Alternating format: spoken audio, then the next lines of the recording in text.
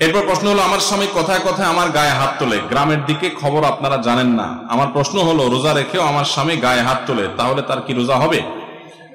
যদি স্ত্রীর প্রতি জুলুম করে, নির্যাতন করে, শারীরিকভাবে তাকে লাঞ্ছিত করে, তুচ্ছ করে, তাহলে সন্দেহাতীত ভাবে সেই স্বামী অপরাধী, সেই স্বামী গুনাহগার। স্ত্রীর যদি অধিকার নষ্ট করে, তার প্রতি যদি জুলুম করে, কথায় কথায় গায়ে হাত তোলা অবশ্যই জুলুম। এই জুলুম যদি কোনো পুরুষ করে, কোন স্বামী করে, তিনি রোজা রেখে জুলুম করছেন, তার মানে তিনি গাছের গোড়া কেটে আগায় পানি দিচ্ছেন, তিনি ওষুধও খাচ্ছেন, বিষও খাচ্ছেন। রোজা রেখে তার উপকার হচ্ছে, কিন্তু জুলুম করে তার আবার ধ্বংস তিনি ডেকে আনছেন।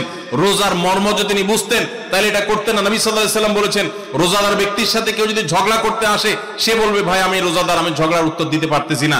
আর এই লোক বরং ঝগড়া তো দূরের কথা, আরো এক কাঠি সরস, সে বোর গায়ে হাত তুলছে, মারামারিতে লিপ্ত হচ্ছে, সন্দেহাতীত ভাবে সে রোজার মর্যাদা রাখে নাই। এই লোক প্রকৃত অর্থে রোজাদার না।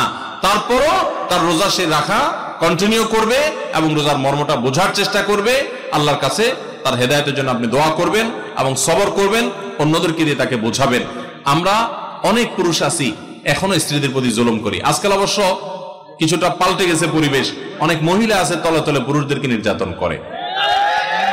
এই ঠিক ঠিক আওয়াজটা সবসময় এই জায়গায় জোরে শুনি, সব জায়গায় আমি। এর মানে হলো ঘরে ঘরে এটা চলতেছে। আপনারা সবাই কি এই এই এই এই এই সমস্যা পড়ছেন? সবাই? যে পরিমাণ আওয়াজ হচ্ছে তাতে আসলে নারী অধিকার নিয়ে বহুত কিছু হয়েছে আমার দেশে, নতুন করে পুরুষ অধিকার নিয়ে ভাবতে হবে বোধহয় আমাদেরকে।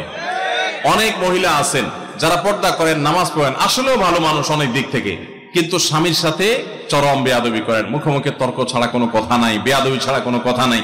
দেখুন, সেকুলার সমাজ ব্যবস্থা আমাদের মা বোনদেরকে উস্কে দেয়, অধিকারের নাম দিয়া না